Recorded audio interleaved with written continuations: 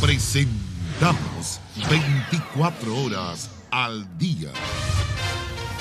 Insólito, un delincuente se escapó de la comisaría de Ñuñoa. El hombre pidió permiso para ir al baño, aprovechó que estaba sin esposas y salió corriendo del lugar.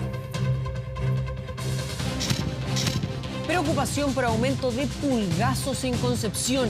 Esta vez una mujer embarazada y un empresario fueron los afectados por este tipo de robos en vehículo. Continúa la indignación de los vecinos y municipios de Tiltil tras la aprobación del proyecto de relleno industrial. Las autoridades insisten en que la iniciativa cumple la norma.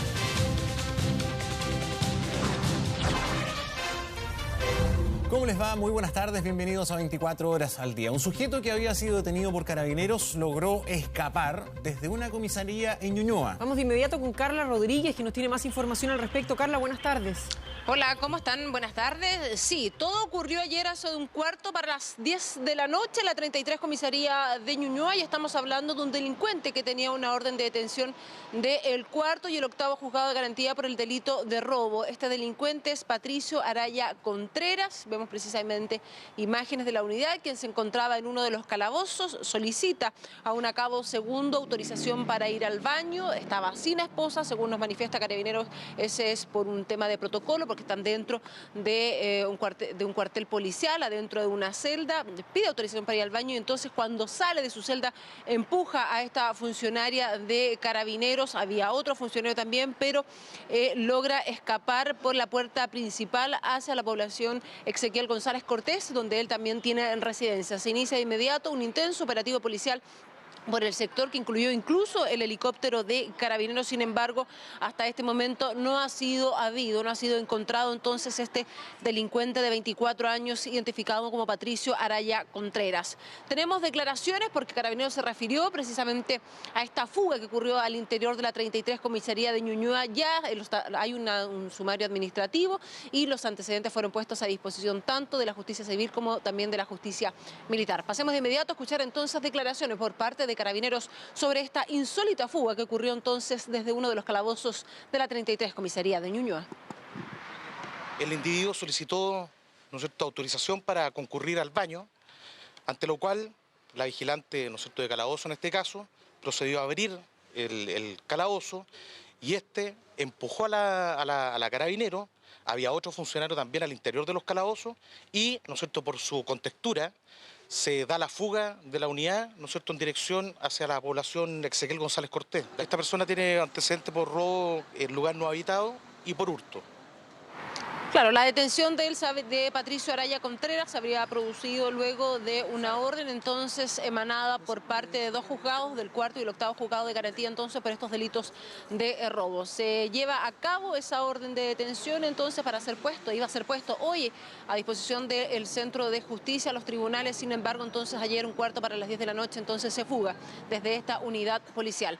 Pasamos a revisar otras informaciones policiales, nos trasladamos hasta la comuna de Macul, específicamente a Vicuña Maquena, con departamental, donde vemos precisamente imágenes de una estación de servicios de Copec, donde nuevamente delincuentes cometieron el delito, intentaron robar un dispensador de autoservicio Servo. ¿Qué tienen estos dispensadores en su interior? Dinero. Todo eso se instaló obviamente para evitar los robos a los funcionarios de esta estación de servicio con este nuevo sistema. Sin embargo, este delito es un delito emergente de tratar de robar entonces estos dispensadores de combustible que en su interior entonces tienen dinero. Los delincuentes llegaron durante esta madrugada, a eso de las 5 de la mañana, un grupo indeterminado de sujetos pusieron un lazo acerado en uno de los dispensadores. Sin embargo, lograron sacarlo de su base, pero no lograron tener acceso a las gavetas de dinero, que tiene cada gaveta como máximo 700.000 pesos. Lograron fugarse tras la llegada entonces de la policía. Tenemos declaraciones al respecto sobre este hecho, que es el segundo que ocurre en esta semana.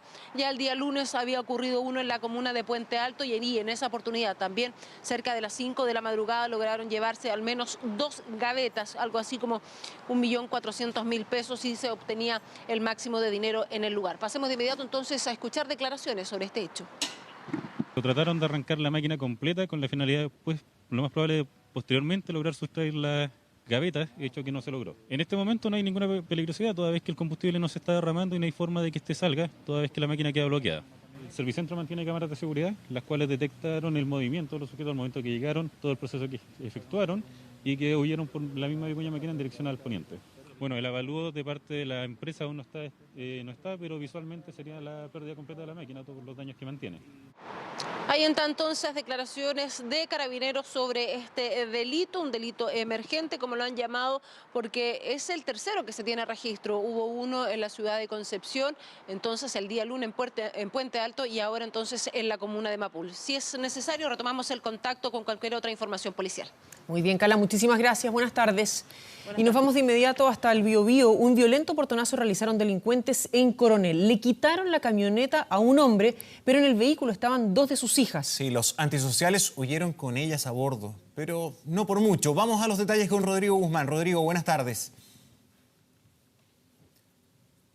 Sí, ¿qué tal, Carola, Gonzalo? Muy buenas tardes. Ustedes ya lo habían mencionado, ya lo habían adelantado y tiene que ver con una situación, un hecho ocurrido a esas de las 21 horas del día de ayer. Todo esto en la población Bernardo O'Higgins, comuna de Coronel. Situación que ocurre cuando una familia compuesta por el padre y sus dos hijas, una de 17 y la otra de tan solo 5 años, se disponían para ingresar a su vivienda. En ese entonces, cuando el padre decide bajarse del automóvil, de la camioneta donde se estaban trasladando para poder abrir el portón. Sin embargo, en ese instante fueron abordados por 3 delincuentes que ingresan, irrumpen a la camioneta violentamente para arrebatarle entonces esta camioneta y comenzar a avanzar para darse a la fuga. Pero esta historia no termina aquí, porque al interior de esta camioneta iban las dos menores, las dos hijas, que fueron trasladadas alrededor de 4 cuadras y de pronto fueron despojadas violentamente desde este automóvil. Ellas comenzaron a gritar. El padre salió desde esta vivienda alarmado por esta situación, bastante preocupado,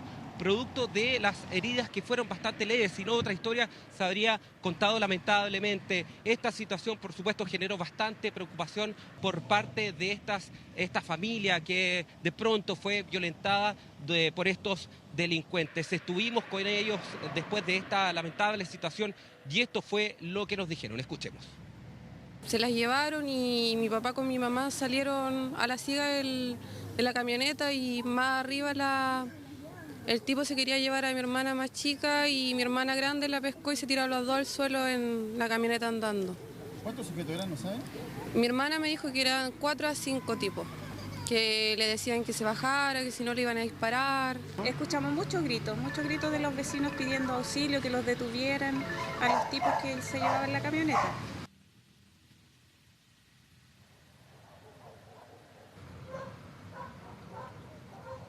Bueno, ahí ustedes ya escuchaban entonces algunas de las impresiones posteriores a este lamentable delito ocurrido en la población Bernardo O'Higgins. No termina esto aquí, sin embargo, fue funcionarios de Carabineros que realizan intensas diligencias para dar con el paradero y fue entonces en la comuna de Lota donde fueron sorprendidos, esta vez por un chofer de un camión repartidor de cigarrillos, quien se sintió intimidado de pronto por la presencia de estas 3 personas que estaban a bordo de una camioneta. Fue entonces cuando él activa el botón de pánico y de inmediato también llama a un funcionario de Carabineros, quienes se hacen presentes en el lugar y encuentran que son los mismos delincuentes que estaban a bordo de esta camioneta robada, situación que motivó entonces a que los funcionarios de Carabineros detuvieran a estos 3 delincuentes. Los 3 son mayores de edad. Escuchemos lo que pasó el día de hoy. Las amenazaron con armas, las amenazaron con que se la iban a llevar. Lo bueno es que mi hermana mayor, en este caso, la que tiene 17 años, dejó la puerta abierta y logró salir arrastrando básicamente junto con mi hermana chica. Y después intentamos perseguir la camioneta y fue todo eso en transcurso de minutos, ¿no? También como familia, mi mamá, mis padres, mucho miedo a la impotencia, también sentir impotencia, que creo que refleja a mucha gente. Esa impotencia es saber que no puedes hacer nada. Fueron sorprendidos al interior del vehículo con la especie de producto del robo y además con armas de fuego y otros elementos propios para los delitos de robo, armas blancas y algunos miguelitos. Fueron detenidos por policía y fueron reconocidos por la víctima.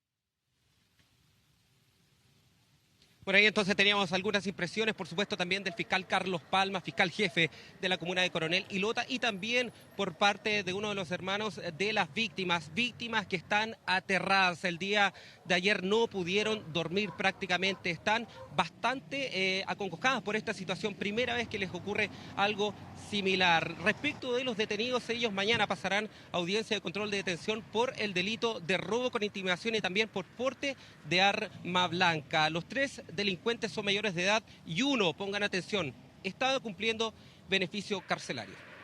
Bien, Rodrigo, muchísimas gracias por toda la información. Muy buenas tardes. Y se lo contábamos en titulares, robos en vehículos. Un sujeto fue detenido como el presunto autor de una serie de robos por sorpresa, esto en Concepción. Claro, según la policía se trataría de una banda dedicada a este tipo de delitos conocidos también como pulgazos. Vamos a los detalles con David Yáñez. David, buenas tardes. Hola, muy buenas tardes. Las imágenes que pasamos a ver a continuación corresponden a las cámaras de seguridad ubicadas por Carabineros y también por servicios de seguridad en el sector de Costanera, en la comuna de Concepción. Son en 2 cruces específicos donde opera esta banda integrada por mayores y menores de edad. De hecho, el último robo que ocurrió a última hora de ayer y es básicamente el mismo modus operandi en todas las ocasiones. Se espera que los vehículos se detengan ante los semáforos en rojos, que se produzca algo de congestión. Una persona avisa de cuáles vehículos traen en el lado del copiloto o en la parte de atrás algo de valor, y una vez que eso ocurre hay otras personas que se dedican a romper los vidrios, es que las ventanas no están abiertas, y a retirar estas cosas rápidamente ante la impotencia de los conductores. Antes, cuando este delito empezó a aparecer, eran principalmente mujeres. Sin embargo, ahora es todo tipo de personas las que son víctimas de este delito en particular, conocido como pulgazo. De hecho, durante las últimas horas de ayer, 2 personas fueron víctimas de esta situación. Un empresario de Viña del Mar que había venido acá a la zona y que había logrado un éxito en un contrato, iba hacia el aeropuerto cuando a través de este método le roban su computador y algunas cosas también, camisas, ropa. Y luego una mujer embarazada de 8 meses, que también fue víctima de esta situación, y en esos momentos Carabineros llega al lugar, logra detener a 2 de las 3 personas que habrían estado involucradas en esta situación. Una de ellas es una niña de solo 15 años que fue entregada a sus padres, y el otro, el mayor de edad, Francisco Alejandro Rodríguez, de 18 años, quien pasó a manos de las justicias. Escuchemos lo que dijo Carabineros. Estas personas la utilizan para observar en el lugar y señalar quién puede ser víctima en razón a las circunstancias emocionalmente que pueda tener la víctima. Es decir, si la cartera se encuentra en el costado del copiloto, si la persona va sola, si va distraída hablando por teléfono. La mujer víctima es una mujer embarazada aproximadamente de unos 8 meses. Que venía incluso saliendo desde la atención de la clínica. El único mayor de edad de este incidente que fue detenido pasó a manos de la justicia, y debido a que recién acaba de cumplir los 18 años fue beneficiario de medidas cautelares menores. ¿Qué es lo que sucede? Si bien había participado en otros hechos similares con anterioridad, lo había hecho en su calidad de menor de edad, por lo tanto recién ahora este es el primer delito que comete teniendo más de 18 años. Por lo tanto, el Ministerio Público, si bien lo acusó de robo por sorpresa y se fijó 4 meses para esta investigación, no logró que se llegaran a una prisión preventiva en su contra. Por lo tanto, solamente dictaminó el Tribunal de Concepción firma mensual y arraigo nacional por los 4 meses que durará la investigación en su contra. Eso sí, se tiene identificada la otra persona también mayor de edad que participó en los robos de ayer y que podría ser detenida en las próximas horas, si es que llega a manos de Carabineros esta orden de detención, que entiendo que ya está siendo gestionada por el Ministerio Público. Muy buenas tardes. Muy buenas tardes, David. Muchas gracias.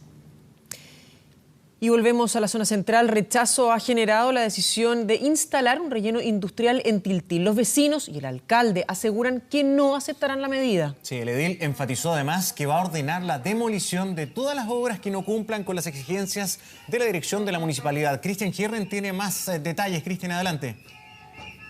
¿Qué tal, Gonzalo, Carola? Y entre esas obras que él va a ordenar demolición está el relleno sanitario de KDM. Son rellenos domiciliarios de la región metropolitana que son transportados hasta la comuna de Tiltil. A esta hora, por ejemplo, vecinos y algunos funcionarios municipales que se encuentran en la plaza, en el frontis de la municipalidad, realizando una nueva protesta, una de tantas manifestaciones en contra de este relleno industrial que fue aprobado ayer por unanimidad, 5-0 por el Comité de Ministros, un relleno industrial que se viene a sumar al resto de rellenos sanitarios que hay acá en la comuna de Tiltil. No olvidemos, hay 2 plantas sanitarias, también tiene una planta chanchería, una planta de cerdos, relaves mineros, y por lo tanto, dentro de las críticas que hacen los vecinos y también el municipio de la comuna de Tiltil, es por qué otra vez esta comuna de 18.000 habitantes termina siendo y transformándose en el verdadero patio trasero de la región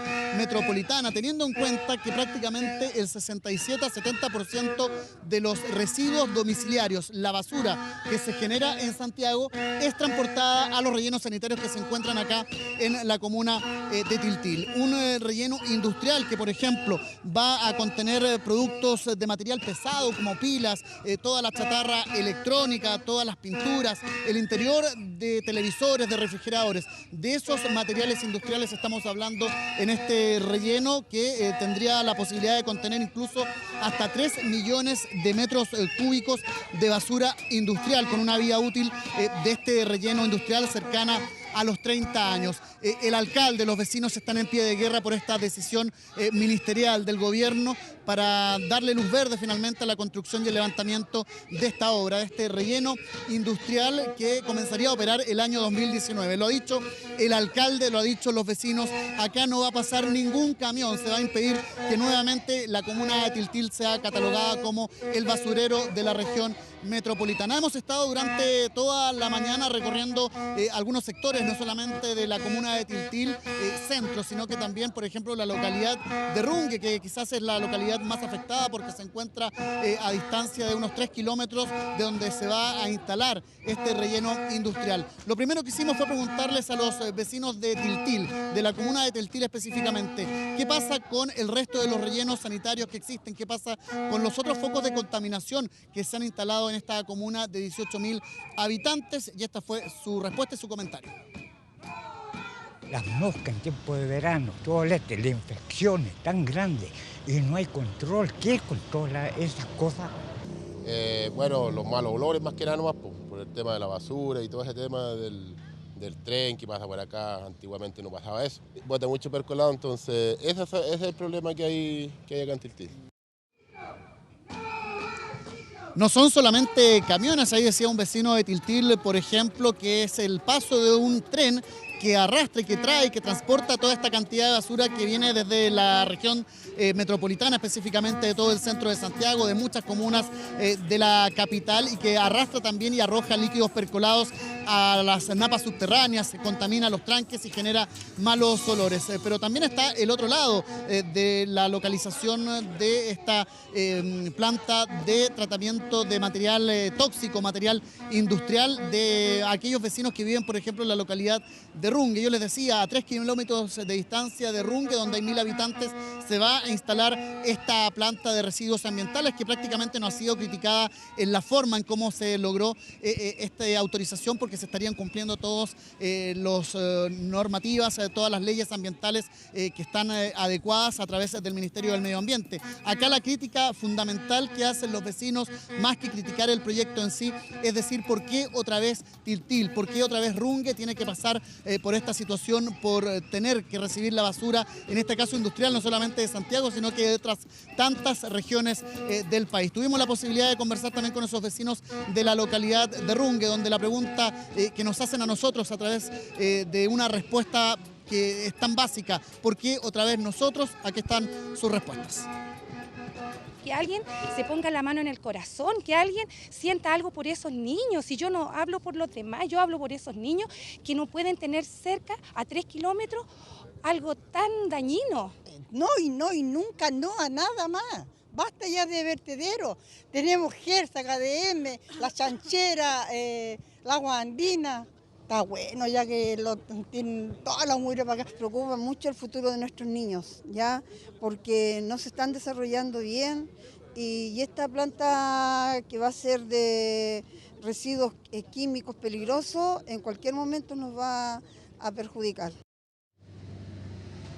Temor de los vecinos que se traduce, por ejemplo, en algunos famosos toxicólogos renombrados, científicos y médicos que han señalado que frente a una situación de un accidente tóxico, esto podría generar una contaminación que va más allá de la comuna de Tiltil, sino que prácticamente contaminar todo el valle, llegando hasta la comuna de Pudahuel, y por lo tanto ese es el riesgo de que se instale una planta de relleno industrial que finalmente es basura tóxica contaminante. El alcalde del municipio de Tiltil ha sido categórico: no vamos a permitir que un camión llegue con estos residuos industriales y van a hacer todas las acciones habidas y por haber para poder revertir esta decisión del comité ministerial que ayer votó esta aprobación de la instalación de esta planta de residuos industriales, de residuos tóxicos. Pero también respecto a lo que va a ocurrir durante esta tarde, un consejo municipal extraordinario, se va a analizar la posibilidad de cerrar definitivamente una planta de residuos sanitarios, es decir, de basura domiciliaria que pertenece a la planta KDM. Hace 20 años que funciona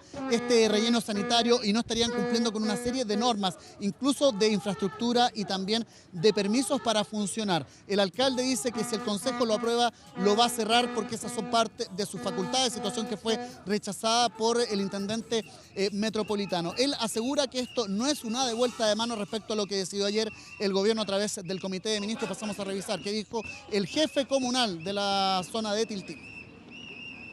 Yo le pido a la vocera que me deje hacer mi trabajo como alcalde. Si dije que estaba la posibilidad del cierre, de la clausura parcial del relleno sanitario Loma Los Colorados, es porque mi facultad de alcalde así lo dice, por lo cual que recuerde la ministra que la pega de alcalde es autónoma, nosotros tenemos las facultades que la ley nos confiere y en eso me voy a basar hoy día en trabajar en esa resolución. No es un cobro de mano, estábamos intentando gestionar y que se solucionara esto con los tiempos que se pudiesen dar, pero lamentablemente cuando el Estado de Chile te da un revés y te traiciona de esta forma con un 5-0 como fue ayer a la comuna de Tiltil, yo también tengo mis facultades como alcalde para poder tomar decisiones y que la ley me lo permite.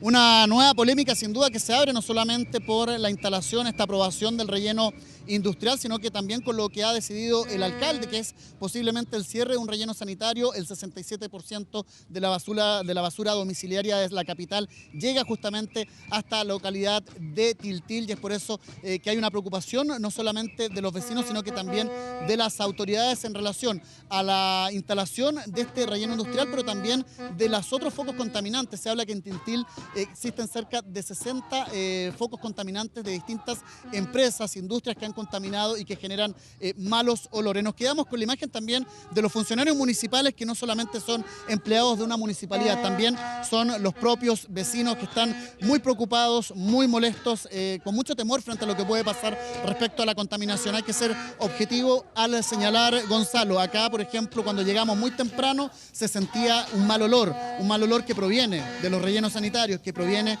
de las chancherías. La pregunta que queda abierta, que nos hacen los mismos vecinos, cuando uno le pregunta respecto a qué pasa con Tiltil, ellos nos responden con una pregunta: ¿por qué otras comunas no? ¿Por qué siempre Tiltil?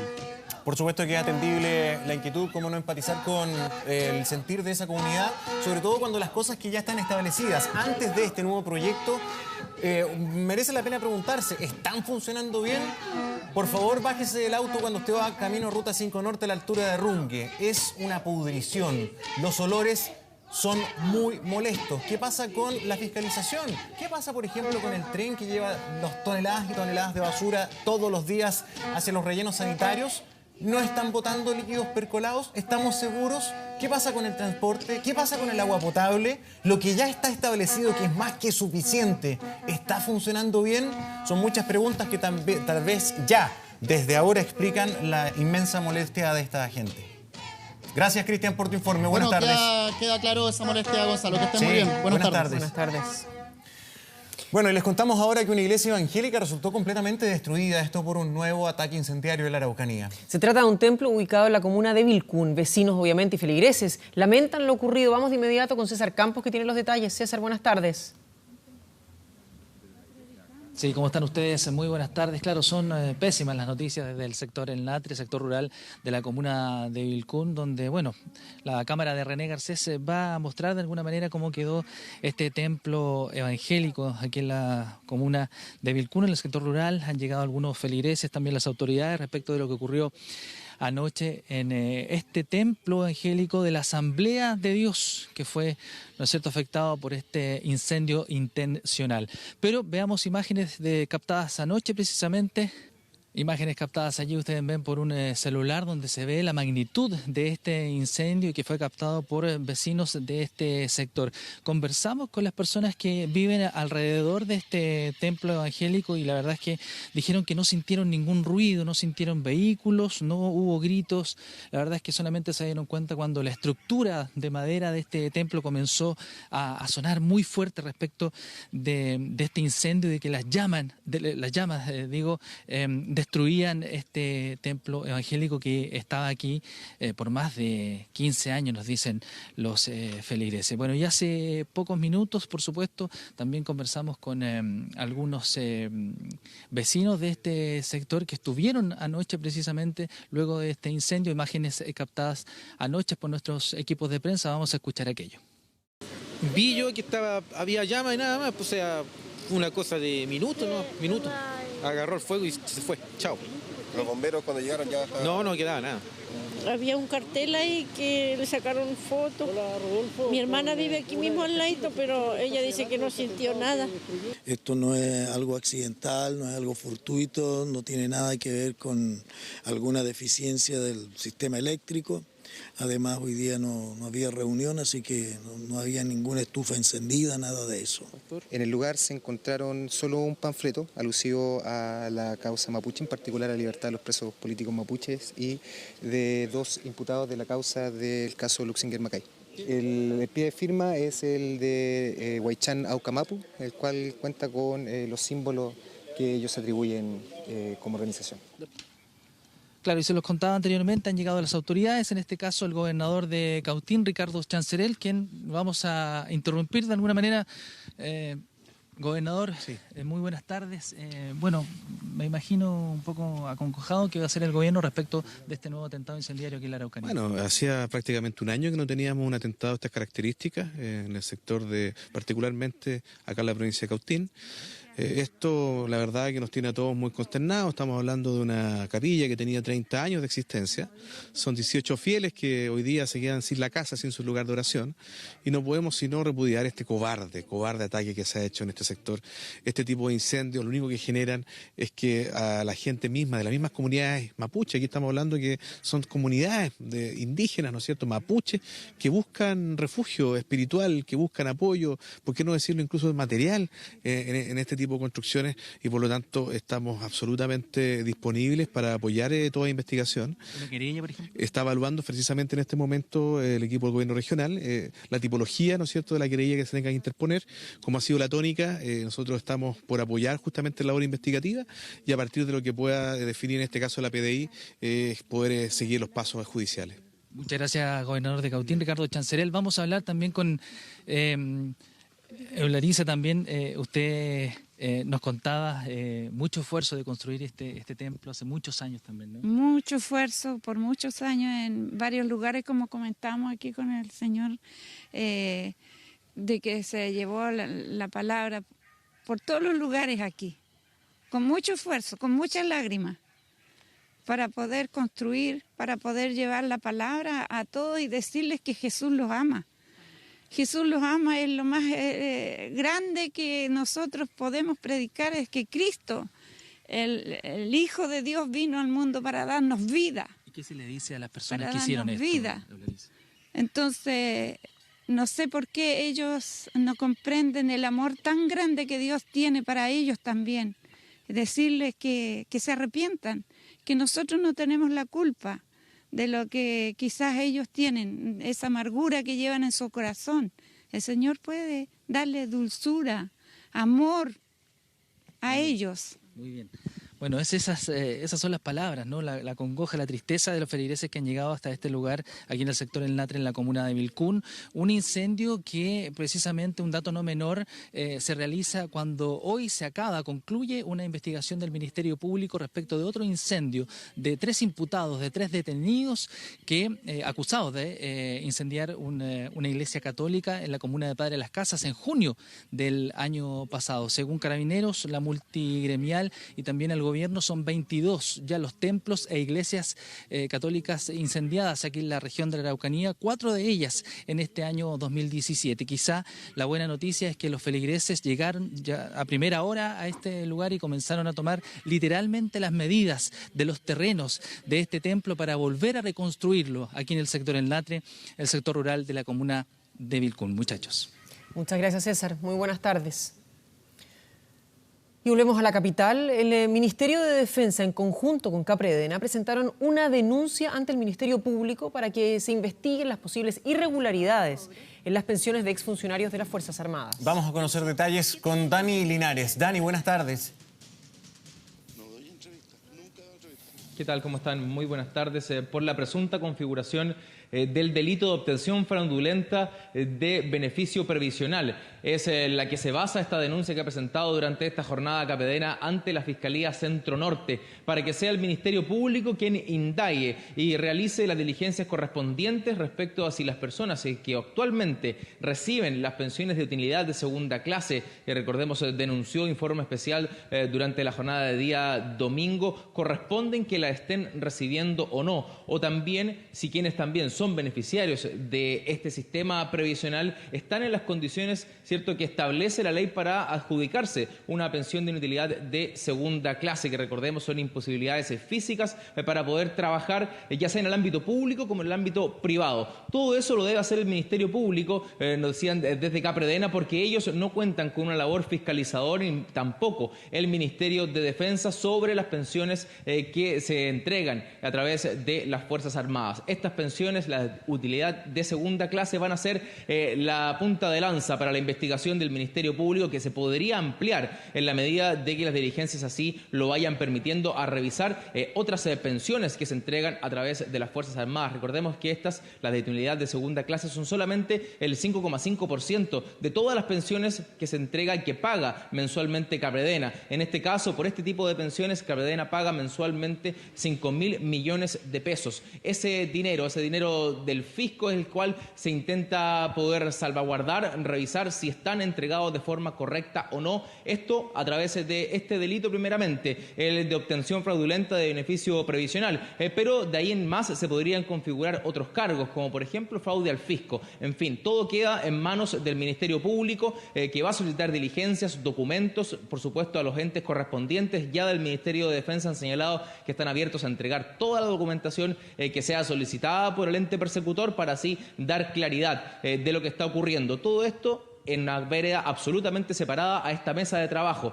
que ha anunciado el ministro Gómez con la ministra del Trabajo, para analizar ya en detalle lo que ocurre con la entrega de este tipo de pensiones al interior de las Fuerzas Armadas. Revisemos las declaraciones del ministro y también del vicepresidente ejecutivo de Capredena. Basado en el artículo 470, número 8 del Código Penal, para los efectos de que se indague respecto de las distintas pensiones que eventualmente pudieran ser irregulares, eventualmente, en definitiva, permite ir al fondo y al análisis de los antecedentes, cosa que nosotros no tenemos facultades legales, pero con la acción que ha llevado adelante el vicepresidente va a permitir, en definitiva, que se conozca los antecedentes, todo aquello que tanto la Cámara de Diputados como otros organismos han señalado que no tienen facultades. Hoy día durante la mañana, como Caja de Previsión de la Defensa Nacional, hemos procedido a presentar una denuncia en virtud de los hechos conocidos públicamente durante los últimos días y que eventualmente pudiesen ser constitutivos de algún tipo de obtención fraudulenta de beneficios previsionales. Inicialmente está acotado a las inutilidades de segunda clase que son las mayoritarias dentro de las tipos de inutilidades que existen y que hoy día se pagan. La denuncia está basada por esta información, ¿cierto? Las pensiones de inutilidad de segunda clase denunciadas por informe especial, porque es la única información de carácter público, de público conocimiento, que se maneja para poder presentar esta denuncia. El rigor, el hermetismo con el cual trabajan las Fuerzas Armadas impide que tanto Capredena como el Ministerio de Defensa accedan a otro tipo de información para poder ampliar esta denuncia, y es por eso que se prefiere este camino, precisamente que sea el órgano persecutor, el Ministerio Público, quien indague y solicite los documentos necesarios para poder llevar adelante si se configura o no este delito de obtención fraudulenta de beneficio previsional o se amplía a otro tipo de delitos, como por ejemplo un fraude al fisco. Se establece a través de una denuncia y no una querella, precisamente por lo mismo, porque no se cuentan con los antecedentes. Al uno denunciar, al Ministerio Público le pide a este organismo que recabe los antecedentes necesarios para la configuración de un delito. Al momento de querellarse es que uno, como particular, cuenta con los delitos para que el Ministerio Público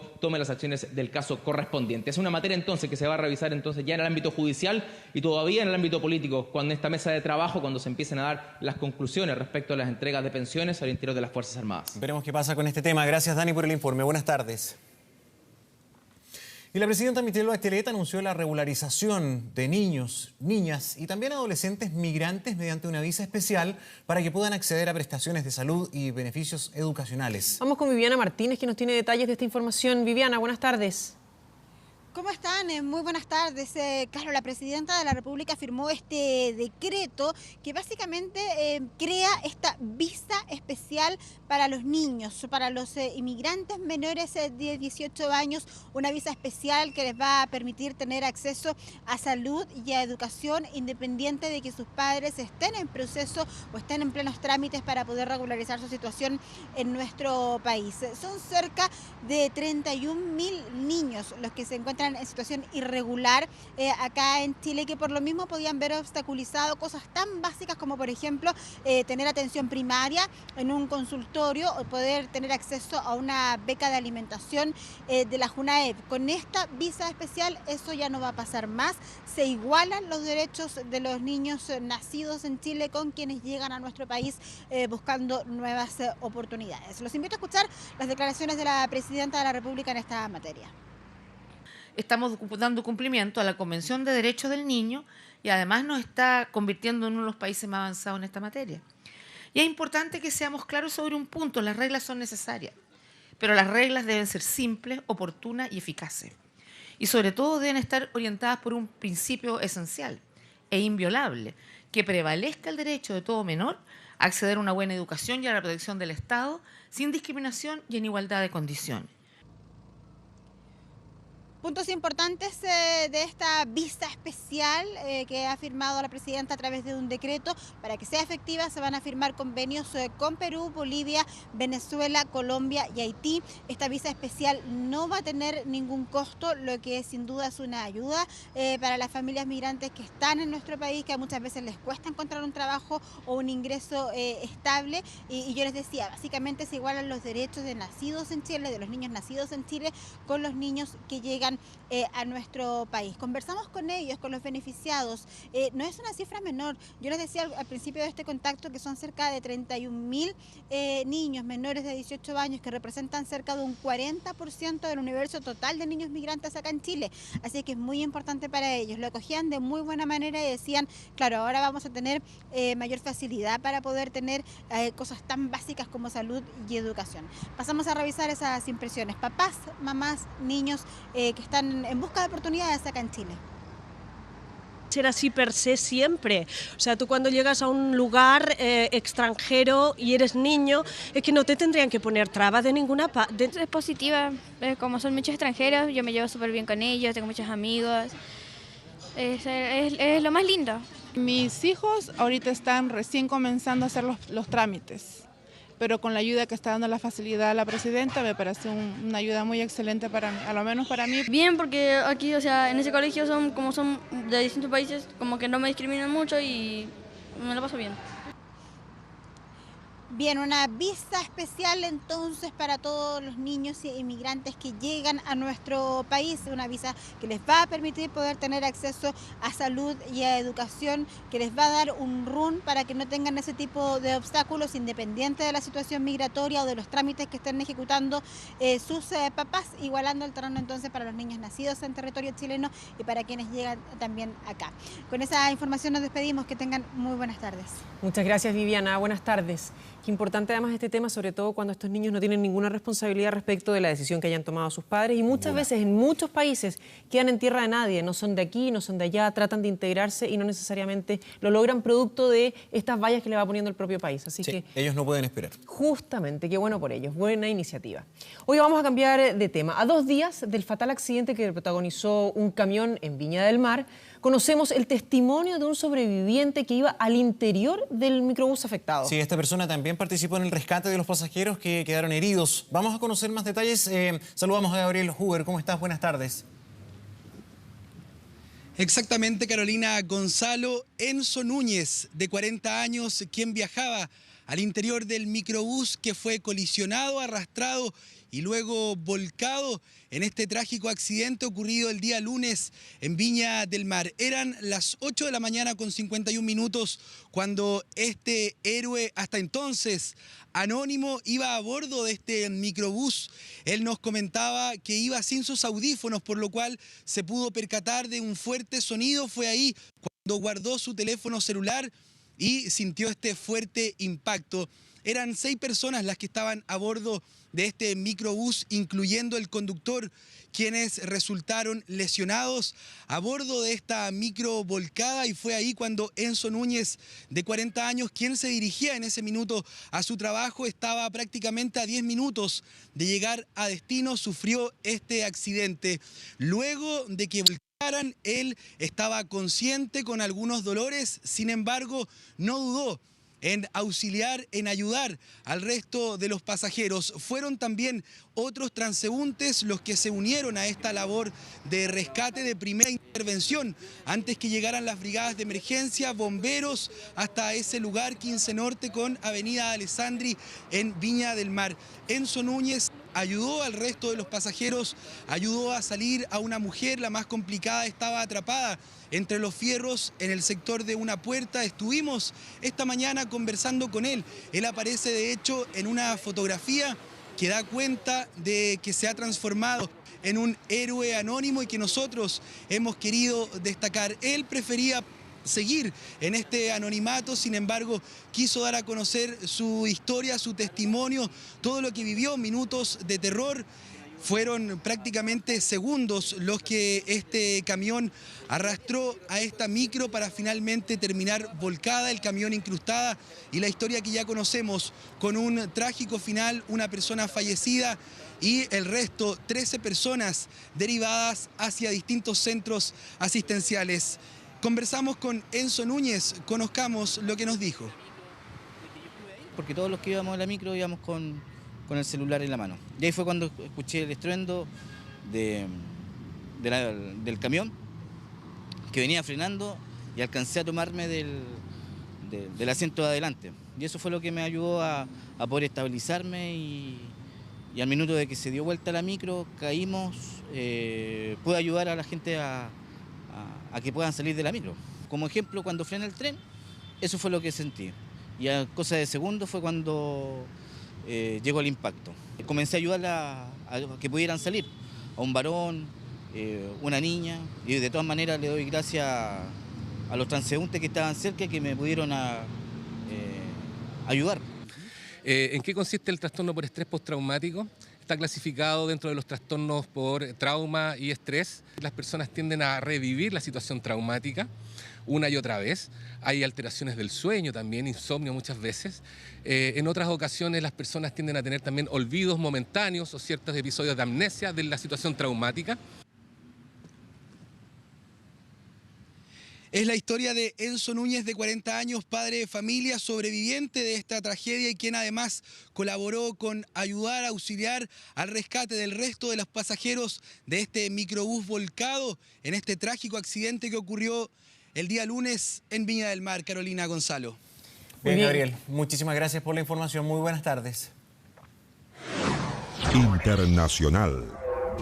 Vamos de inmediato con las informaciones del mundo. Soledad Agüero nos acompaña ayer en el estudio y comenzamos aquí en la región. Sole, ¿cómo estás? Buenas tardes. Muy bien, Carola Gonzalo. Hola, tenemos importantes actualizaciones respecto a Venezuela, donde se sigue desarrollando el paro de 48 horas al que convocó la oposición con el fin de presionar al gobierno de Nicolás Maduro para que no realice la elección que está prevista para este domingo, donde se va a elegir a los 545 integrantes de la Asamblea Constituyente con la que se pretende cambiar la constitución del país.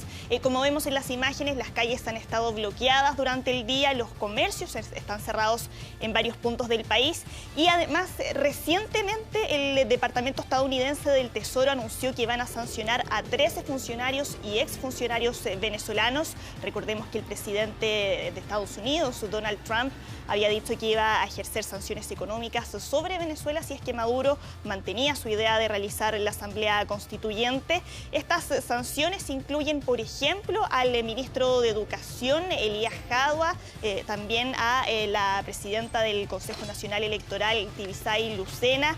Estados Unidos dijo que ese paquete de sanciones se centra en funcionarios que ellos consideran que están asociados con las elecciones por quebrantar la democracia, por corrupción o por violencia generalizada contra manifestantes de oposición. ¿Y qué implican estas sanciones? En concreto, se les prohíbe usar el sistema financiero de Estados Unidos y todos los activos de ellos que estén sujetos a la jurisdicción estadounidense van a quedar congelados a partir de ahora.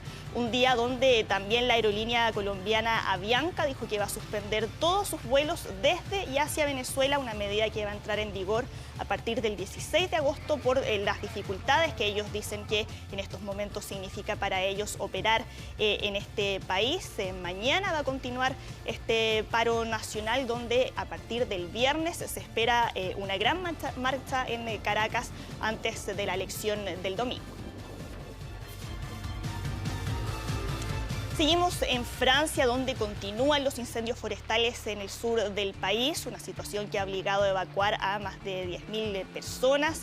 Hasta ahora hay 8 bomberos heridos, 15 policías intoxicados por el humo también, y esto, como ya habíamos mencionado ayer, ha afectado especialmente a localidades turísticas, la isla de Córcega, entre ellos, a otras áreas donde en esta época del año, donde están en pleno verano europeo, la población se suele triplicar por la cantidad de personas que llegan ahí a pasar sus vacaciones, y el calor, el viento, también la sequía que afecta a la zona ha hecho que sea muy difícil para los bomberos poder combatir el incendio, y es por eso que durante este día se espera la llegada de refuerzos de países de la Unión Europea que puedan ayudarlos a poder controlar esta situación.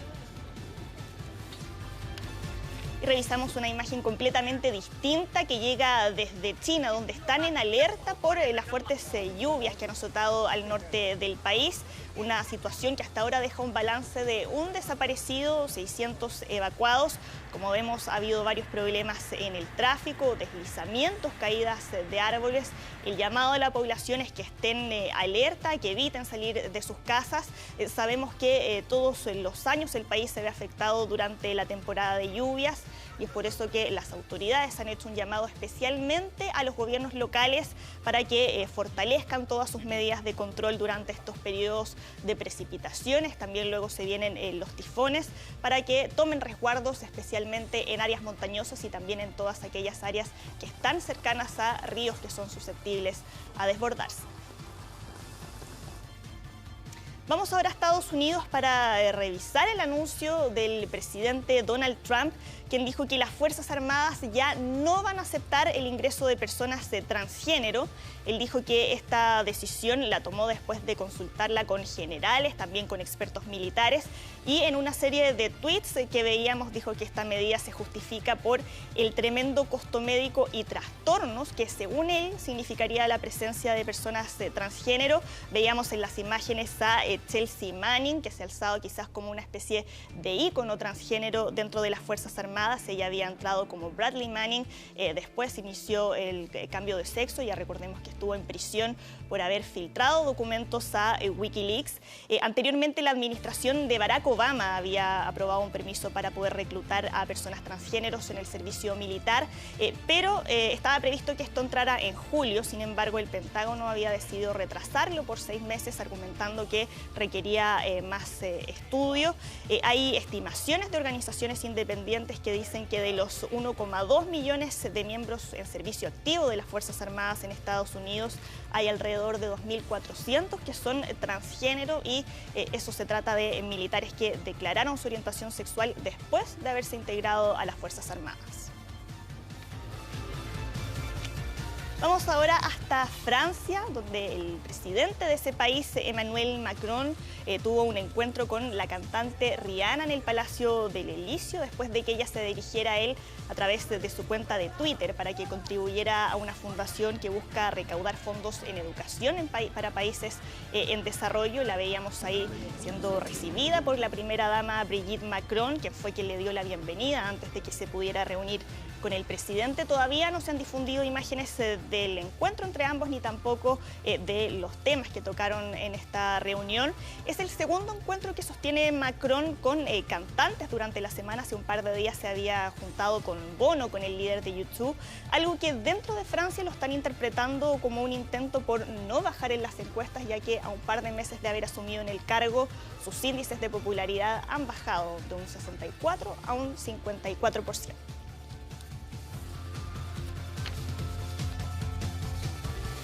Y terminamos con esta imagen que llega desde Finlandia, donde en un parque nacional un camión de nieve llegó hasta ahí para que los osos polares pudieran jugar en medio de las cálidas temperaturas que se están viviendo ahora en medio del verano europeo. En julio las temperaturas en la zona suelen alcanzar los 25 grados, y es por eso que desde un centro de esquí tuvieron la idea de llevar nieve hasta el lugar. Ellos tenían nieve almacenada durante el invierno pasado y que ahora decidieron utilizarla para que, como estamos viendo, los osos polares pudieran divertirse durante esta época, aprovechar de jugar antes de que la nieve se derrita, porque en estos momentos hay alrededor de 20 grados Celsius, por lo que se espera que va a ser corto el juego. Dura un ratito nomás para la tarde. Pero claro, lo aprovecharon muy bien, como vemos. Pero cuando se resbalaban ahí de guata, estaba claro que era, pero la fascinación. Un manjar. Gracias, Sole. Gracias. Gracias, Sole, que estés bien. No son para festejar las imágenes que veremos a continuación, pero lo van a dejar pensando. Por un lado, había un lío amoroso descontrolado, y por el otro, decenas de espectadores incitando a más violencia. Sí, un video ciudadano que le vamos a mostrar muestra la agresividad de algunos santiaguinos que, en vez de evitar una situación de golpizas o insultos, hacen todo para provocarla. Encima vienes a la casa de tu mujer con tu mamá. Descontrol absoluto en el centro de Santiago. Todo por una infidelidad. ¡Déjalo, pelota!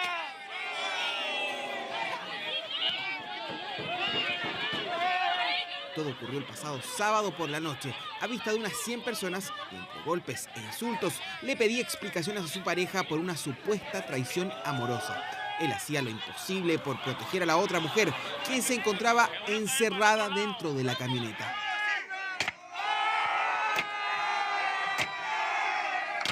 ...22 minutos duró esta grabación ciudadana, y más allá del trío amoroso y los niveles de agresividad, lo que más sorprende es la actitud de los curiosos. La mayoría incita a más violencia y piden una pelea. Buena calidad los vídeos, en todo caso.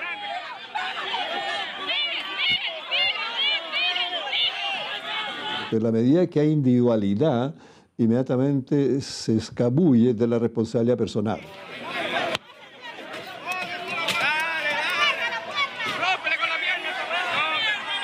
La segunda cosa que interviene aquí es que se tiende a exagerar las conductas porque está en el anonimato. Una masa de personas pierde el miedo, no le teme a una sanción. ¿Y por qué tanta agresividad? hay factores sociales muy importantes. En la medida que una sociedad está con mucha tensión, mucha incertidumbre, llámese económica, política, lo que sea, eso hace que la persona inconscientemente ya esté con un cierto nivel de estrés vivencial. Hay rabia encubierta, frustraciones en ascenso que explotan con estos inusuales episodios. En las imágenes incluso vemos algunas personas que nada tienen que ver con el conflicto, pero que estuvieron dispuestas a colaborar para romper el vidrio del auto, ya sea consiguiéndose un fierro o derechamente golpeando el vehículo.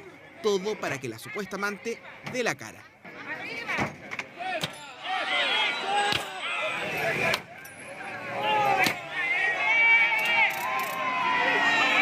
Yo no creo que estas personas estén empatizando con esta mujer a la que le pusieron el gorro.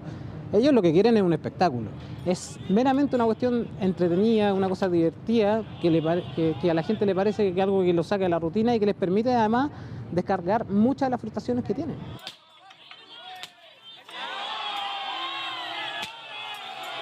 Finalmente alguien logra romper el vidrio, pero justo ahí llega Carabineros. Logran sacar a la mujer escondida en el auto. En ese momento vuelve el caos.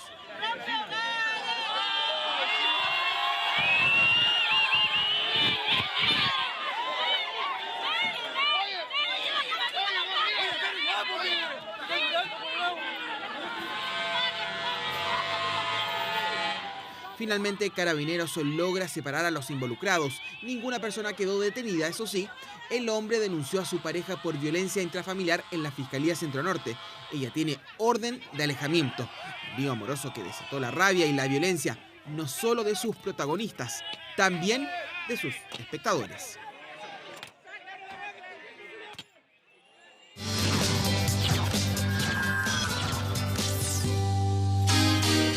Nos escribió hace un ratito Ricardo Gallegos, nos decía que desde Chaitén nos estaba mandando información respecto de lluvia, frío, pero sobre todo viento. Vamos a preguntarle a don Iván Torres si es así. Hola, ¿Cómo está usted? ¿Qué tal? ¿Cómo están? ¿Cómo va a seguir la tarde para Ricardo? Le vamos a contar de inmediato.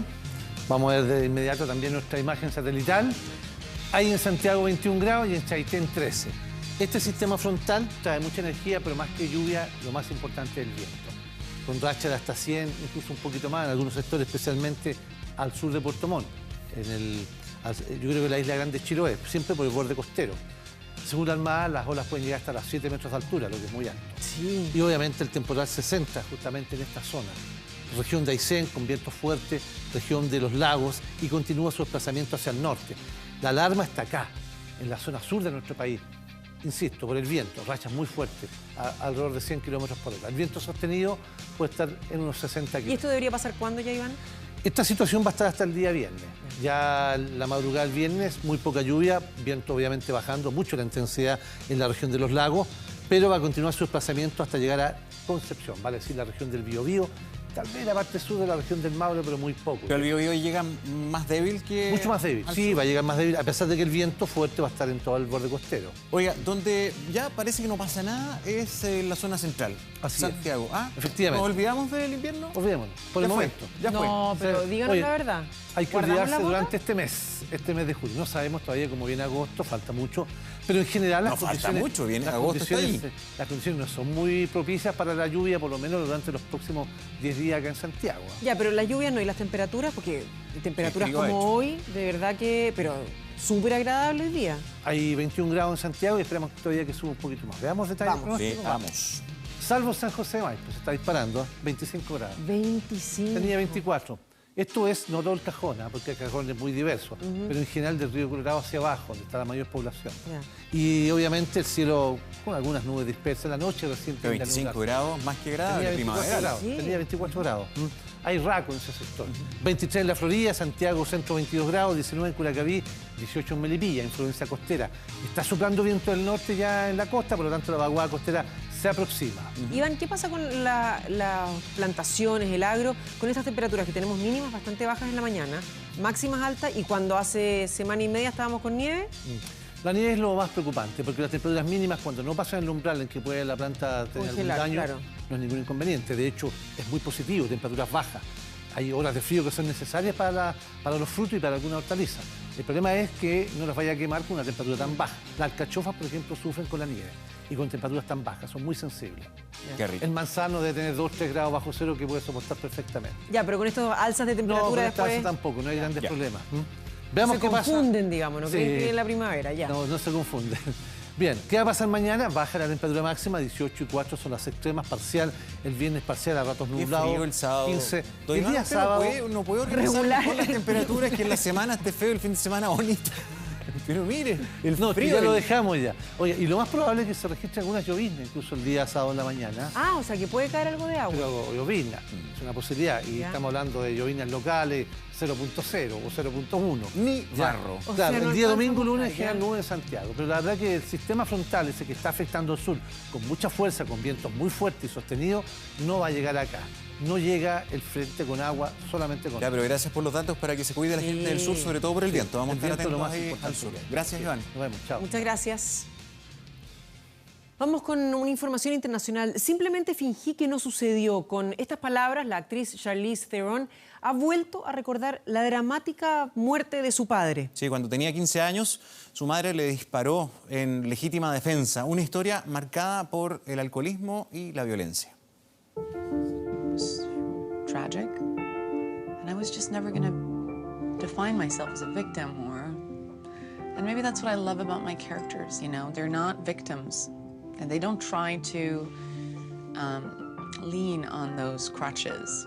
Aunque de alguna u otra manera Charlize Theron se había referido a la muerte de su padre como en la entrevista anterior, nunca lo había abordado con tanto detalle. En 1991 su madre le disparó en legítima defensa, hecho que recordó en esta entrevista radial. The things that kind of affected me through my adult life that, happened in my childhood was more the everyday living of a child living in a house with an alcoholic and waking up and not knowing what was going to happen.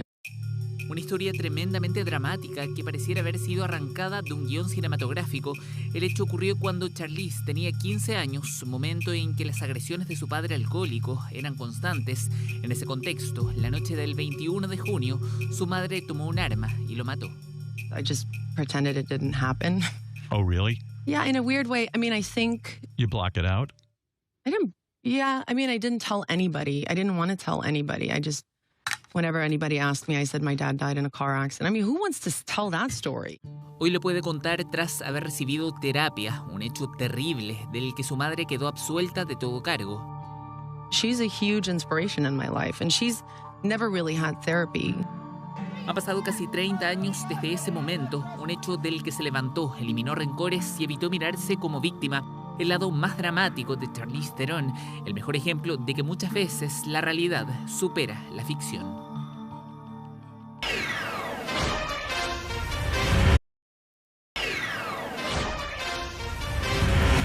Hoy el Ministerio de Transportes entregó nuevas cifras. Esto referente a la evasión en el Transantiago. Davor Juranovic con todos los detalles hasta ahora. Davor, buenas tardes. Claro, ¿cómo les va? Muy buenas tardes. El tema más sensible que tiene que ver con el Transantiago, la evasión, la cantidad de pasajeros que no pagan y que llegó a una cifra prácticamente impresionante en el año 2016, donde recordemos en diciembre se llegó casi a un 35% de pasajeros que no pagaban su pasaje al abordar las micros. La ministra Paola Tapia en marzo, recordemos el 14 de marzo, asumió la cartera de transportes con una cifra de un 34,6%. De inmediato se fijó varias metas en su cartera.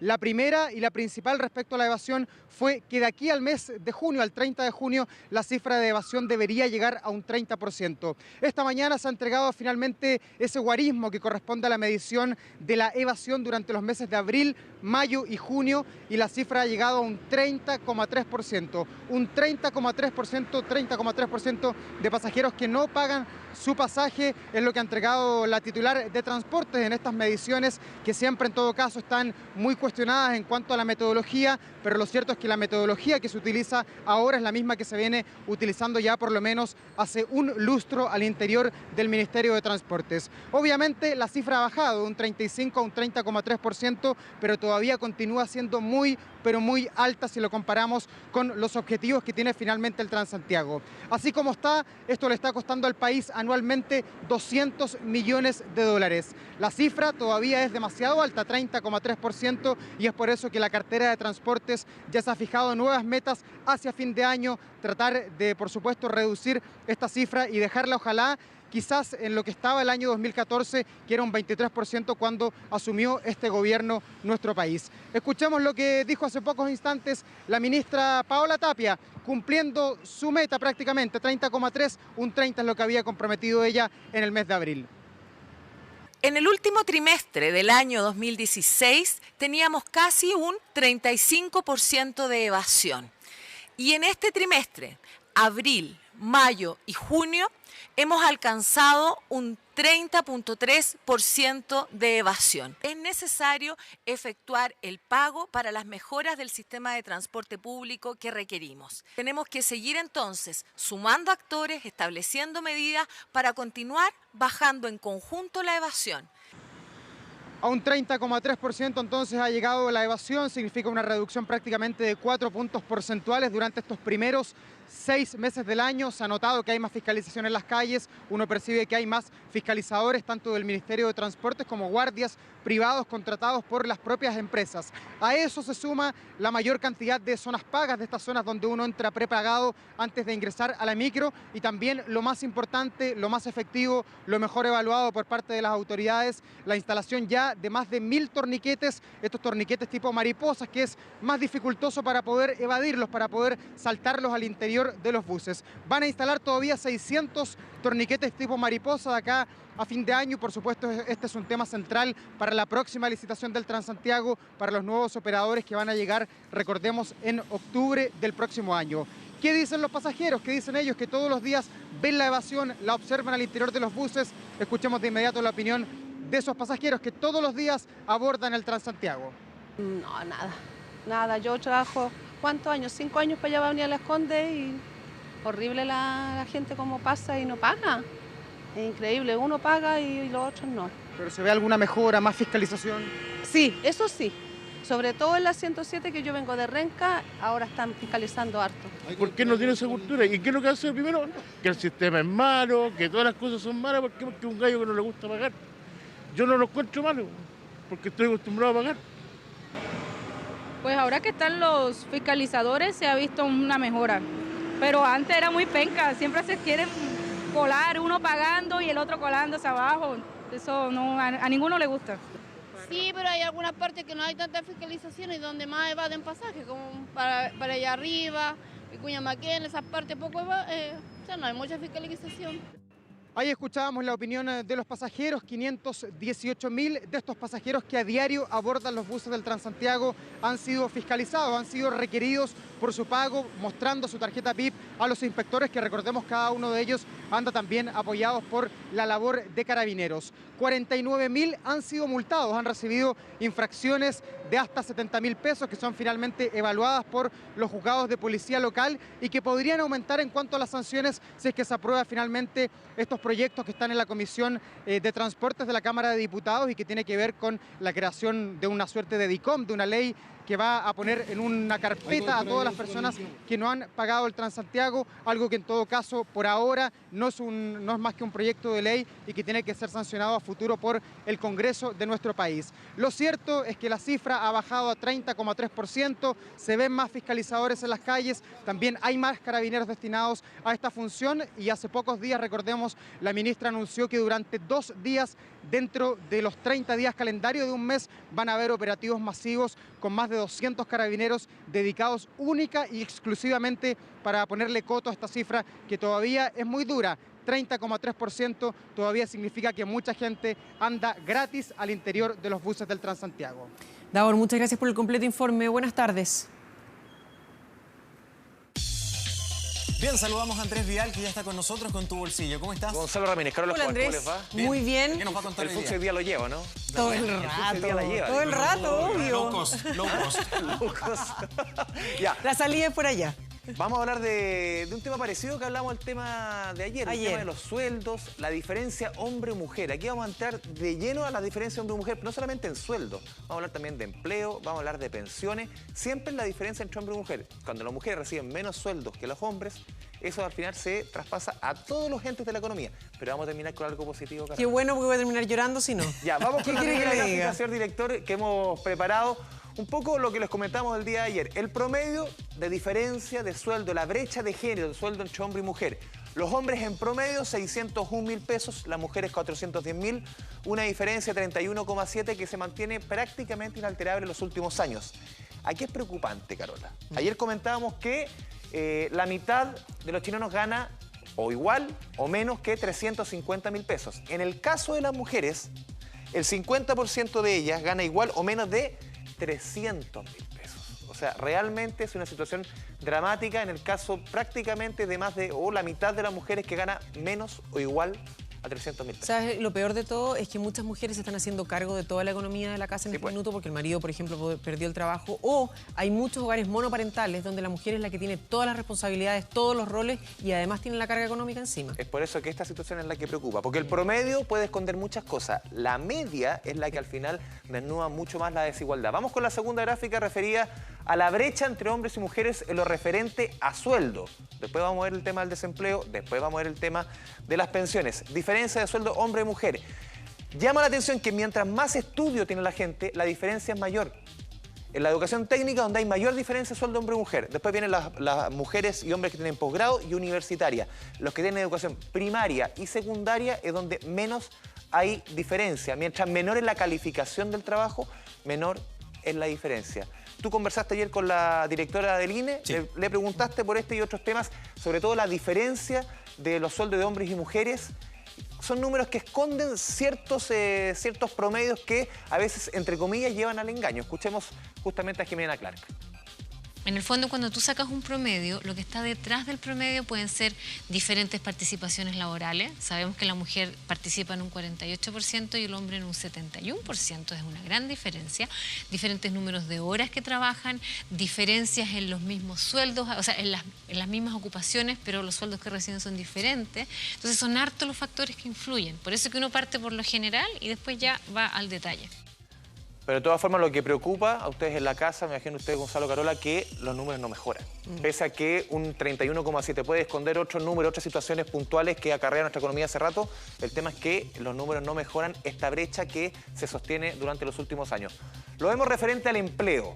La siguiente gráfica, señor director. Ayer se entregaron cifras de desempleo en la Universidad de Chile y si entramos al detalle de hombres y mujeres, llama la atención la diferencia que se acentúa. En el caso de las mujeres, 8,5%, en el caso de los hombres, 7,7%, el promedio es 8%.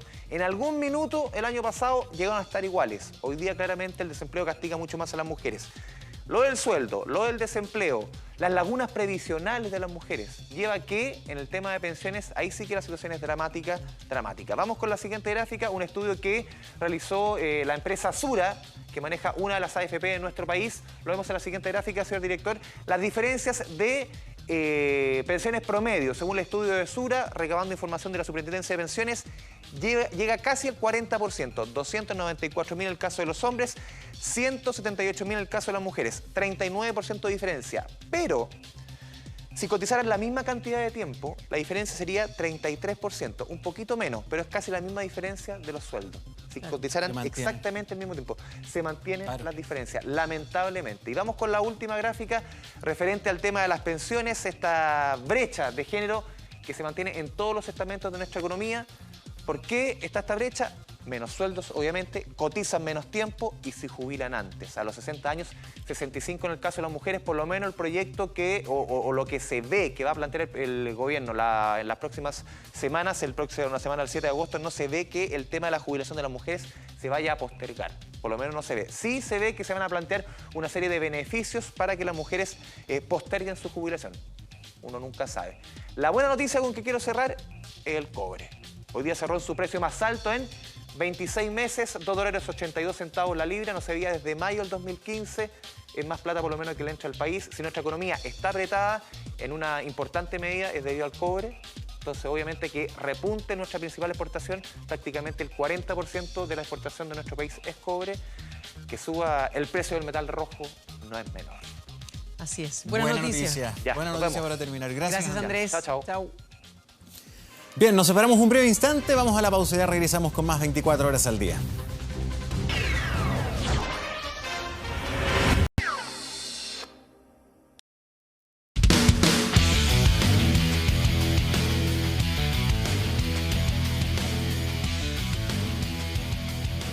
sin ningún poquito de miedo, nada. Don Claudio Herrero ha llegado ya al estudio. ¿Cómo estás, Claudio? Hola, Gonzalo. ¿Cómo estás? Si yo les pregunto por Marcelo Bielsa, ¿ustedes me dirían que era o es un tipo serio?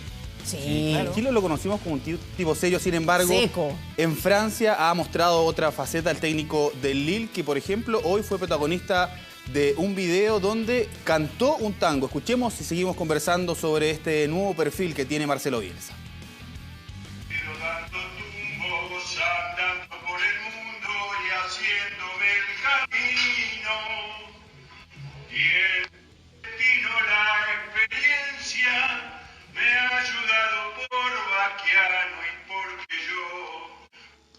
Andando de rodillas, por eso me están sobrando consejos.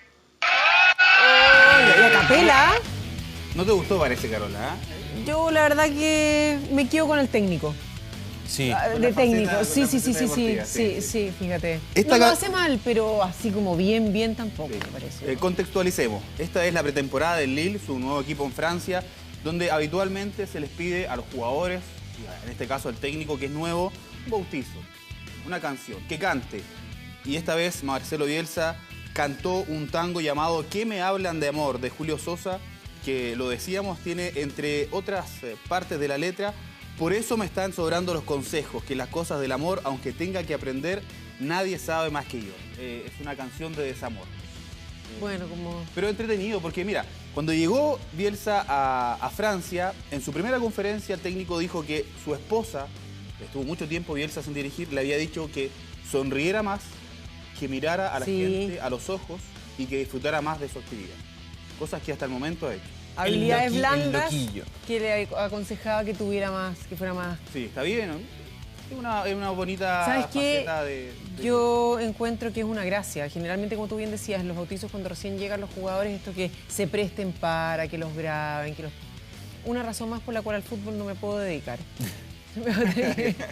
No solamente la poca habilidad para la pelota, sino que esto tampoco, no podría. Pero es una bonita... Sí, súper. Y sobre todo de Bielsa. Esa es la... Raro en él, pues. Cambiemos de tema, metámonos a la selección nacional, porque recordemos que el 5 de septiembre nuestro equipo, nuestro combinado nacional va a disputar ante Bolivia el partido eliminatorio en La Paz, antes obviamente contra Paraguay. Sin embargo, ya Juan Antonio Pizzi comienza a preparar su partido muy importante de cara a una posible clasificación al Mundial de Rusia, y según indica la tercera este día, la selección nacional va a hacer sus trabajos previos a este partido en el Hernando Siles de La Paz, en Calama, cosa que ya había hecho Marcelo Bielsa justamente, y también Claudio Borghi con buenos resultados. Son 3.600 metros 40 de altura, lo que obviamente hay una preparación especial. Chile juega el 31 de agosto con Paraguay y 4 días después lo va a hacer frente a Bolivia. Hay muy poco tiempo que desde espacio para trabajar, por lo que Pizzi hay dos opciones: o viaja a Chile directamente desde Santiago a Calama el mismo día del partido contra Paraguay, o lo hace al día siguiente. Todo sea para recién el mismo día del partido con Bolivia, Chile viajaría a La Paz para enfrentar al conjunto altiplánico. Gonza, Carola, todo esto también en el contexto del fallo oficial del TAS, donde a Chile le podrían quitar 2 puntos, sacándolos de la clasificación directa a las eliminatorias. Hoy volvió un diario argentino a decir de que justamente Bolivia va a recibir esta sanción a favor y a Chile le quitaría los puntos. Así es que está. No pensemos en los 2 puntos. Está bien. Démoslo por perdido. Bueno, entonces Chile va a estar en Calama, lo que obviamente va a generar mucha expectación en la gente de esa ciudad para preparar este partido contra Bolivia. ¿Cuál es la fecha de ese partido? El 5 de agosto. Ah, no queda nada. No queda nada. Perdón, el 5 de septiembre, el 31 de agosto. Que queda un poquito más. El 5 de septiembre contra Bolivia y el 31 de agosto ante Paraguay en el estadio. Ya, el primero es contra Paraguay entonces, a finales de agosto, y el otro el 5 de septiembre. Exacto. Entonces, ya, ahí está. Chile viajaría el mismo día del partido con Paraguay a Calama, prepara el partido con Bolivia y viaja el mismo día del partido con Bolivia a La Paz. Ya. La idea es estar lo menos posible allá en la capital de Bolivia. Cambiemos de tema y nos metemos a Colo-Colo, porque Pablo Guede habló en una larga y entretenida entrevista en Fox, donde efectivamente confirmó que renunció después del partido con La Serena, porque Colo-Colo cayó goleado de la Copa Chile. confirmó también de que hubo algunos problemas luego de ese partido y de que no hay ningún quiebre, no hay ningún tipo de problema al interior del camarín de Colo-Colo, que hace muy poquito salió campeón de la Supercopa ante Universidad Católica, lo que obviamente le dio un poco de respiro. Escuchemos lo que dijo el técnico de Colo-Colo, decíamos, en una entrevista dada a la cadena Fox Sports. Uno cuando es entrenador sabe que cuando los resultados no llegan, se tiene que ir o lo van a echar. Pero no creía que era el momento, ¿no? Porque, bueno, siento el respaldo del presidente, de los chicos de la corporación. ¿Qué semana es tranquila? O sea, ¿no fue cierto lo de la renuncia, Pablo, después de Serena o sí? No, ¿hubo algo de eso? Sí, hubo algo de eso, pero eso lo guardo para los que estuvimos ahí adentro del camarín.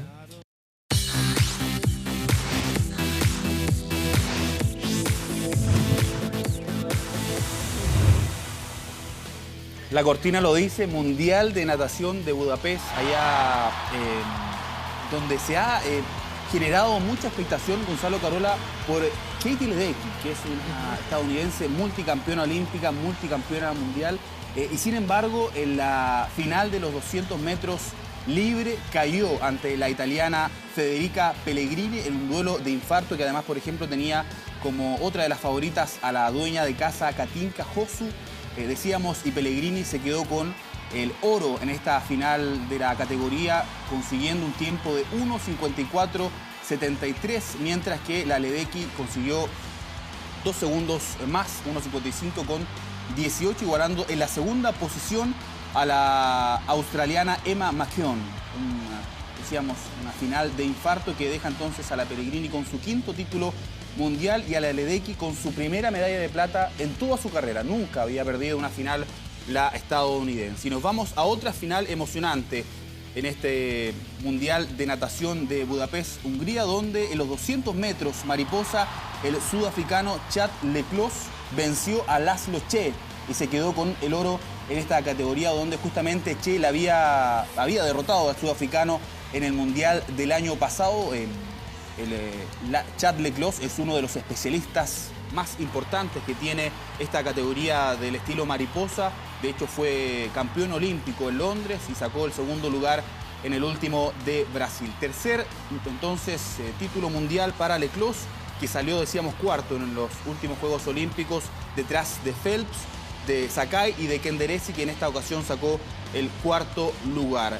Mejor marca mundial para el sudafricano, que se emocionó en la entrega de la medalla, acompañado de sus padres, que también se vieron bastante emocionados en esta actuación tremenda del sudafricano, uno de los grandes especialistas en la categoría, en el estilo mariposa, y que también fue oro en el Mundial de Budapest. Y decíamos, siguen cayendo récords mundiales en este campeonato de natación, porque las series de la posta 4x100 combinado mixto, el equipo de Estados Unidos se quedó con el oro y además consiguió nuevo récord del mundo tras hacer un crono de 3 minutos, 40 segundos y 28 centésimas, mientras que la medalla de plata fue para Australia y el tercer lugar fue para el equipo de Canadá, en una gran actuación de los estadounidenses, que por lo menos en cuanto a la natación, a las pruebas, a cada uno de los estilos han tenido bastantes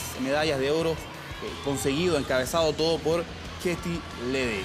Esto es una prueba de largo aliento, también de mucha velocidad, donde decíamos Estados Unidos se quedó con el primer lugar, mientras que Australia obtuvo el 2º lugar, en tanto Canadá fue el tercer lugar en esta posta 4x100 combinados mixtos, series donde decíamos se logró un récord mundial. Y cambiamos de tema y nos metemos al tenis, porque Novak Djokovic, quien fuera número 1 del mundo hace muy poquito y es actualmente el 4 en el ranking de la ATP, anunció este miércoles por Facebook que pone fin a su temporada 2017. Una lesión que sufrió en el codo le ha impedido al serbio tan carismático, obviamente, continuar su temporada 2017, 6 veces campeón del Abierto de Australia. Se va a perder todo este segundo semestre, donde no va a participar, por ejemplo, en el US Open, el último Grand Slam del año, la Copa Davis y también el Master de Shanghái, entre otras competiciones. Decíamos una lesión en su codo que dicen los médicos o los especialistas que necesita al menos 5 meses de reposo absoluto para estar impecable y volver a competir, esta vez en el 2018. Y para terminar, yo les quiero hacer una pregunta. ¿Ustedes se acuerdan de los Juegos Olímpicos de Barcelona 1992? Algo. Bueno, hoy, en realidad, ayer, pero desde hoy se cumplen 25 años. Es que éramos muy chicos, por eso. Estábamos en el jardín infantil nosotros en esa época. Se generó la ceremonia de apertura, dicen, más bonita, más recordada de toda la historia de los Juegos Olímpicos. Decíamos, desde el 25 de julio empezó Barcelona 92, donde compitieron, por ejemplo, 9.300 atletas, 169 países y 60.000 voluntarios, para los que dicen muchos son los mejores Juegos Olímpicos de la historia hasta ese momento. Y este fue el momento clave, un momento mágico, porque vemos cómo el fuego sagrado entraba al Estadio Olímpico de Barcelona, y esta es la última posta, donde es el basquetbolista Juan Antonio San Epifanio quien llevó el fuego sagrado para entregárselo al arquero paralímpico Antonio Rebollo, quien con una flecha la lanza al pebetero olímpico. Esta es la imagen, ahí está, mira. El relevo le entrega el fuego sagrado y es el paralímpico Antonio Rebollo quien en un minuto de silencio absoluto tiene que lanzar la flecha e incrustarla en el pebetero para encender la llama olímpica y dar inicio, ahí está, y dar inicio a los Juegos Olímpicos de Barcelona 92. Ahora hay todo un tema con esto, porque la flecha no cayó en el pebetero, pasó de largo. Sí, pues. Es un tema ya conocido por los que... Pero el efecto fue... El efecto fue maravilloso en ese tiempo, y muchos años después aparece el video donde la flecha efectivamente pasa de largo por el pebetero, pero cumple el objetivo, que era pasar cerca de este pebetero y lanzar la llama ya que daba inicio a los Juegos Olímpicos. La presión de ese minuto, sí. Bonito. Muy bien, Claudio, muchísimas gracias. Sí. Que esté muy bien. Para terminar, buen recuerdo. Gracias, Claudio. Vamos a la pausa nosotros, volvemos de inmediato, no se vaya, que volvemos con un tema de salud muy importante.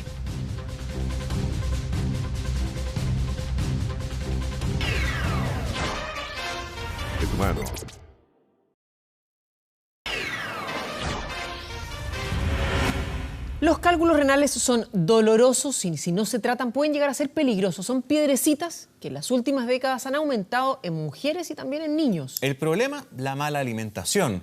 Bueno, ¿cómo cuidarse y qué hay que hacer para que no nos suceda? Veamos. De repente sentí un dolor fuerte y me dijeron, calcula más o menos del 1 al 10 más o menos. Y yo dije 10. Y me dijeron, no, ahí el 10 te está muriendo. Entonces para mí fue un 10. Un dolor intenso, repentino, que paraliza. Adjetivos que se repiten a la hora de describir esos cálculos renales, esas piedrecitas que en las últimas décadas han aumentado en mujeres y niños. Cuando uno las bota, les duele hasta el alma. Normalmente las mujeres dicen que es como el parto para ellas. Es la piedra como la botamos los hombres. Un cálculo renal es una piedra que está en el riñón, que se forman en general en los riñones, que se produce porque las sustancias que están solubles en orina cristalizan. Y al cristalizar se forma esta piedra que pudiera bajar desde el riñón, la pelvis del riñón, por el uréter, llegar a la vejiga, y si son suficientemente pequeños pudieran ser eliminados por la vía urinaria. Una molestia, un mal rato que si no es pesquisado a tiempo puede terminar con una insuficiencia renal. A mi hermano le pasó lo mismo porque yo soy trillizo, entonces se suponía que me iba a pasar a mí también. Y sí, el factor genético influye, pero ojo, el aumento en niños y mujeres tiene un claro responsable. Entre las cosas más importantes están las carnes en general, todo tipo de carnes, las proteínas de origen animal y la sal de mesa. Ingredientes que hay que evitar. Si a eso le sumamos enfermedades crónicas como la hipertensión, la diabetes o la obesidad, la mezcla puede ser fatal. Hay estudios en Estados Unidos que han que se ha dicho que el aumento de hospitalizaciones por cálculo ha aumentado más del 90% entre 2 periodos largos de tiempo. Sí, de alimentación me preocupo de comer balanceado, tomar hartos líquidos, algo así. Quizá por eso no me ha pasado. Comen mucha cosa, mucha carne y eso, tienen cálculo. De otra manera... Hay que cuidarse. Hay que cuidarse, eso sí. Yo tengo 80 años, así que imagínate, tengo muy bien el kilometraje. Una sana alimentación y mucha agua. Esta ayuda a que no se solidifiquen los minerales, piedrecitas que molestarán a futuro. Y aunque la tecnología ha mejorado y hoy se pueden disolver con medicamentos y ondas de choque, nada evitará el doloroso y peligroso mal rato.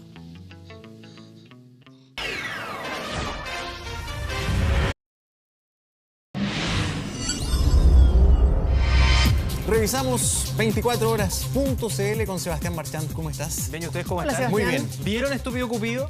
Sí, claro. ¿Se acuerdan de la monja en motoneta que dio vuelta por toda esa ciudad? Sí. Ahora les traigo la monja en bicicleta. Sor Bicicleta.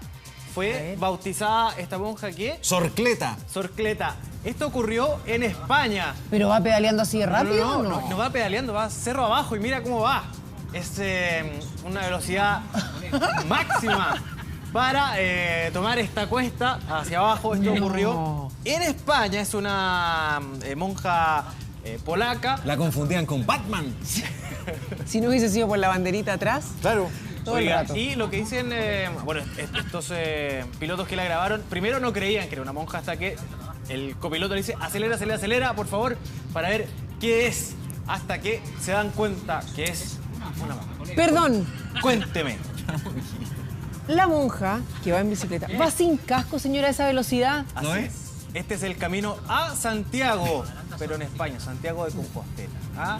Así es que aquí esta monja... Iba tarde, de todas maneras. Pero mire, más allá de los errores que comete, la velocidad que alcanzó y la posición aerodinámica que absoluta, toma, conociendo todas las habilidades de un buen ciclista.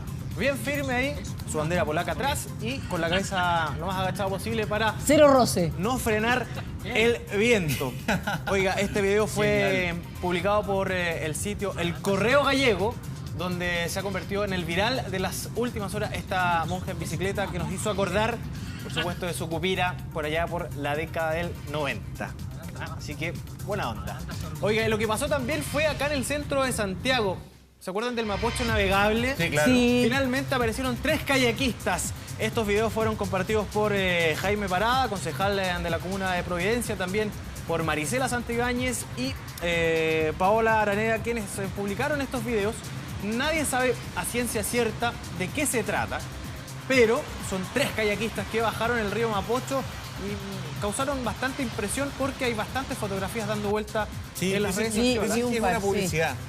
Están grabando una publicidad. Hay que ver qué va a pasar porque estos 2 primeros iban muy cerca y el tercero iba un poquito relegado atrás, bajando ahí un poco más apurado.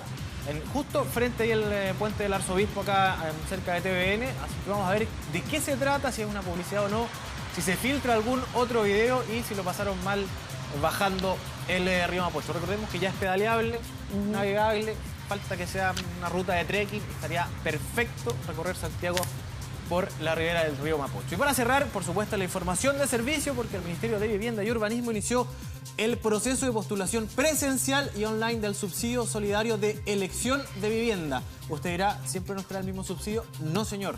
Cada uno es diferente. Este es el DS49 y, por supuesto, en 24horas.cl está ingresando sus datos para poder saber dónde y cómo postular rápidamente para construir o comprar una vivienda. Ojo, hasta el 3 de agosto, ¿verdad? Hasta el 3 de agosto, que es muy poco tiempo. Sí. Así que revíselo en 24horas.cl, la sección Te Sirve, ahí está todos los detalles. Muy bien, don Sebastián. Buen dato. ¿Nos vamos pedaleando o en kayak? Nos vamos... Con la monjita. Sí, de todas maneras pedaleando hasta mañana en la mañana, bien temprano. Así es. Eso. Ya, Gracias, Seba, que esté bien hasta mañana. Y nosotros también nos comenzamos a despedir. Muchas gracias por haberse informado aquí en TVN. Que tengan una excelente tarde. Chao.